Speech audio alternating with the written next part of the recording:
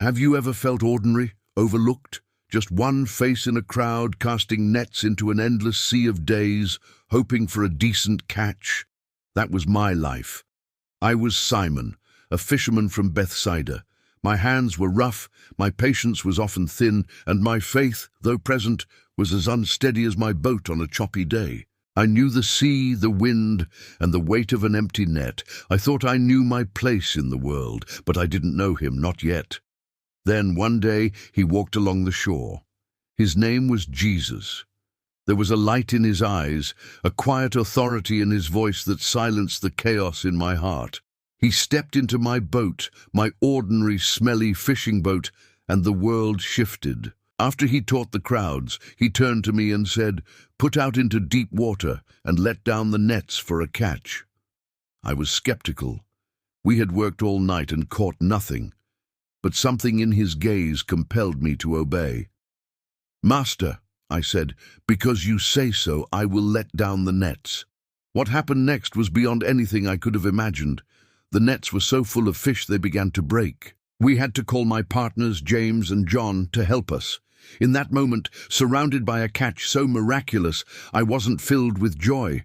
I was filled with awe and a profound sense of my own unworthiness. I fell at his knees and said, "Go away from me, Lord, I am a sinful man." But he just smiled, a smile that reached deep into my soul, and said, "Don't be afraid. From now on you will fish for people." He saw past the fisherman. He saw something I couldn't see in myself. He looked at me, Simon, the impulsive, rough-around-the-edges man, and said, "You are Peter, and on this rock I will build my church." Peter, the rock, me. Life with him was a whirlwind of miracles. I saw him give sight to the blind, make the lame walk, and cleanse the leper with a touch. I saw him silence a raging storm with just 3 words, "Peace, be still." I even walked on water towards him, my faith holding me afloat until the wind and waves made me doubt and I began to sink. He reached out his hand and caught me, asking, "You of little faith, why did you doubt?" It was a question that would echo throughout my life. Despite witnessing all this, my weakness, my human fear, remained. The night they took him, the night my world fell apart, that fear consumed me. As he was questioned and beaten, I stood in the courtyard, warming myself by a fire, trying to be invisible. A servant girl pointed at me. "You also were with Jesus of Galilee." Fear seized me. "I don't know what you're talking about," I stammered. Twice more they accused me. Twice more I denied him, this time with oaths and curses. Then the rooster crowed. At that exact moment, Jesus turned and looked at me from across the courtyard. Our eyes met. His look wasn't one of anger, but of deep, heartbreaking sorrow. And I remembered his words, "Before the rooster crows, you will disown me 3 times. I fled into the night, my heart shattered into 1,000,000 pieces, and I wept bitterly. The rock had crumbled. I thought that was the end. How could he ever forgive such a betrayal? But his love is not like ours. After he rose from the dead, he found us again by the Sea of Galilee. We had gone back to fishing, back to what we knew.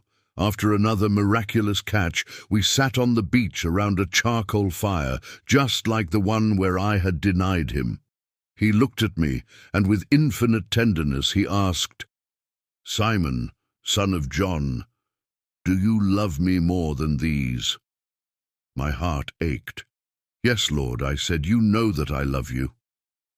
He replied, "Feed my lambs."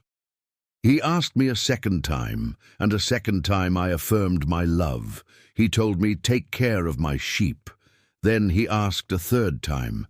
It hurt because it reminded me of my 3 denials. With all the sincerity I possessed, I said, "Lord, you know all things. You know that I love you." Jesus said, "Feed my sheep." 3 denials met with 3 chances to affirm my love. It wasn't a rebuke, it was a restoration. He was rebuilding me. He was commissioning me. The rock was being made strong again, not by my own power, but by his forgiveness. From that day forward, I was a changed man.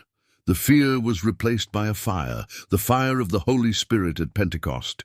I stood before the very crowds that had called for his crucifixion and proclaimed his resurrection with a boldness I never knew I had. I led the early church through persecution, imprisonment, and countless trials. My journey ended in Rome, where they sentenced me to the same fate as my Lord. But I could not bear the thought of dying in the same manner. I was not worthy. I requested to be crucified upside down. My life began as Simon, the simple fisherman. It ended as Peter, the rock, the first leader of his church, a testament not to my own strength, but to the incredible, transformative power of God's grace. My story is proof that our failures do not define us. God doesn't call the qualified, He qualifies the called. He can take our greatest weaknesses, our deepest regrets, and turn them into the very foundation of His work. If you believe in the power of faith to transform and strengthen, let us know in the comments. Thank you for listening. Please subscribe for more stories that show the incredible power of faith.